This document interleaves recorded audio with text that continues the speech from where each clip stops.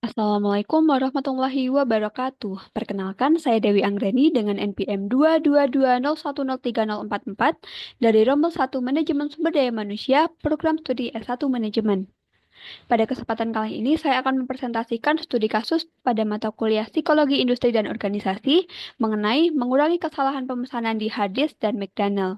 Nah, sesuai dengan materi pertemuan 11 pada mata kuliah kali ini mengenai komunikasi organisasi, yang mana komunikasi organisasi itu sendiri terbagi menjadi 5 jenis. Yang pertama yakni komunikasi ke atas, yakni komunikasi yang terjadi antara bawahan ke atasan, dan yang kedua ada komunikasi ke bawah, yakni proses komunikasinya yang terjadi dari atasan ke bawahan. Sedangkan ada komunikasi bisnis yang mana informasi-informasi yang terdapat dalam komunikasi tersebut mencakup informasi bisnis. Terus yang keempat ada komunikasi informal yang mana biasanya itu berupa selentingan seperti gosip, probabilitas, dan juga klaster. Dan yang selanjutnya ada komunikasi interpersonal, yakni komunikasi yang terjadi antara pihak yang satu dengan pihak yang lain. Nah, dalam komunikasi yang terdapat dalam bisnis itu, bisnis Hardy dan juga McDonald, yang dapat menyebabkan masalah itu komunikasi interpersonal. Kenapa kok komunikasi interpersonal? Karena komunikasi ini melibatkan pertukaran pesan melalui saluran komunikasi dari satu orang ke orang lain, yang mana satu orang yang mengirim informasi ini adalah pelanggan, dan yang menerima informasi ini adalah karyawan yang bertugas di pemesanan tersebut. Nah, masalah komunikasi interpersonal, masalah yang biasanya terjadi dalam komunikasi interpersonal, yakni terjadi karena yang pertama, pesan yang dimaksud versus pesan yang dikirim. Jadi, pesan yang dimaksud oleh pelanggan itu tidak sama dengan pesan yang terkirim. Jadi, itu nantinya akan menjadikan eh, kesalahan komunikasi. Terus yang kedua adalah pesan yang terkirim versus pesan yang diterima. Dan yang ketiga adalah pesan yang diterima versus pesan yang diterjemahkan. Jadi pesan yang dimaksud dan pesan yang dikirim itu sudah benar, menyampaikannya sudah benar sesuai dengan yang diinginkan, akan tetapi penerima yang menerjemahkan pesan tersebut itu tidak sesuai, menerjemahkannya dengan maksud yang lain, sehingga tidak sesuai dengan apa yang dikehendaki oleh pengirim pesan. Nah, masalah komunikasi di restoran cepat saji Hardy dan McDonald itu sendiri terjadi karena yang pertama, penerima pesanan tidak fokus dan tidak mendengarkan dengan baik saat menerima pesanan itu dari satu pelanggan, seorang karyawan itu secara bersamaan mengambil uang dan menghitung uang kembalian untuk pelanggan lain, mengisi minuman, dan juga menyiapkan pesanan makanan.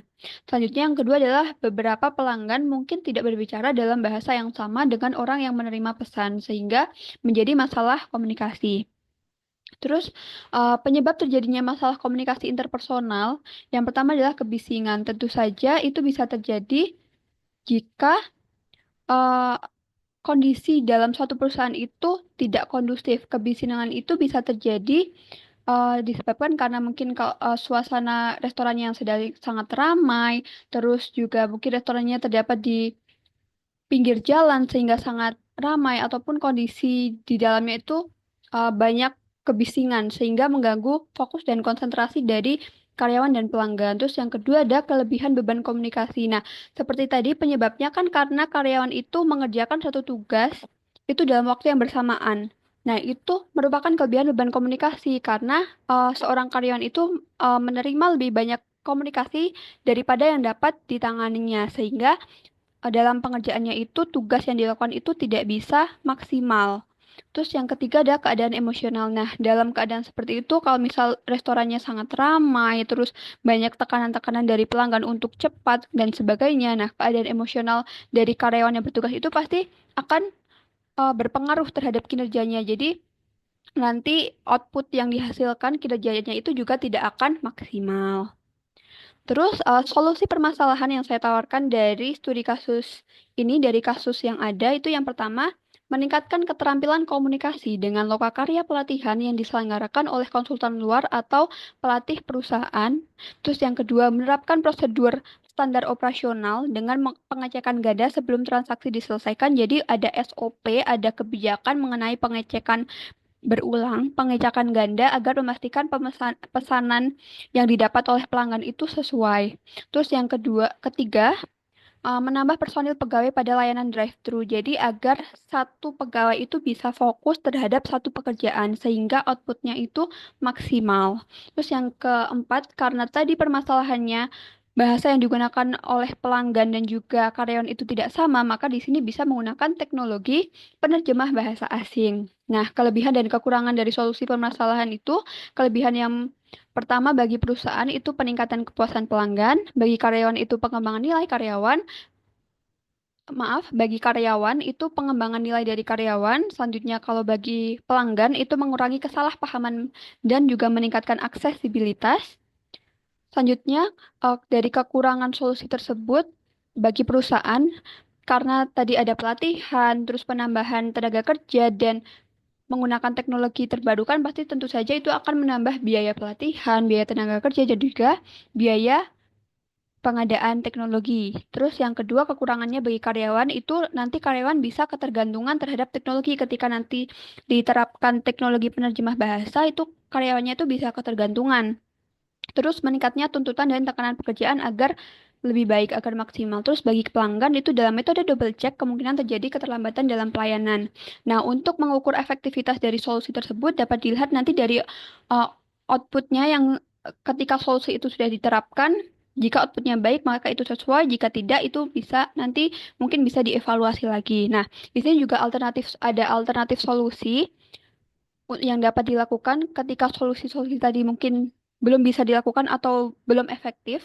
Ini dengan cara meningkatkan kemampuan karyawan untuk mendengarkan dengan cara kiat-kiat berikut seperti berhenti berbicara ketika pelanggan memesan, terus membiarkan orang lain selesai berbicara, fokus, terus mengajukan pertanyaan kalau memang ada yang belum jelas, terus kita harus sabar, berpikirannya jernih, terbuka, terus kita harus excited juga agar apa yang disampaikan pelanggan ini bisa tersampaikan dengan baik, terus menyingkirkan gangguan-gangguan, dan juga kita harus bisa mencerna dengan baik apa yang dimaksud dan yang disampaikan oleh pelanggan dalam metode pemesanan.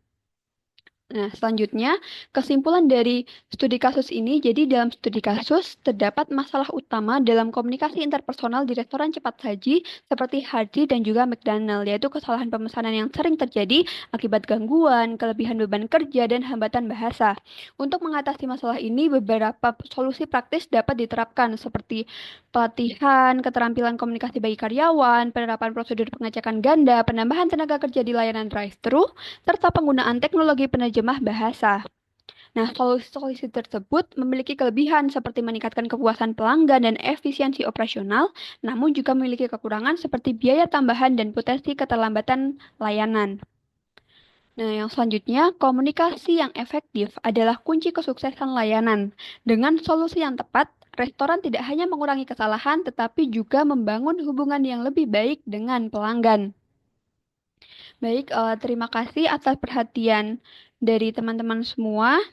Sekian presentasi dari saya. Atas kurang lebihnya saya ucapkan terima kasih dan mohon maaf. Saya akhiri. Wassalamualaikum warahmatullahi wabarakatuh.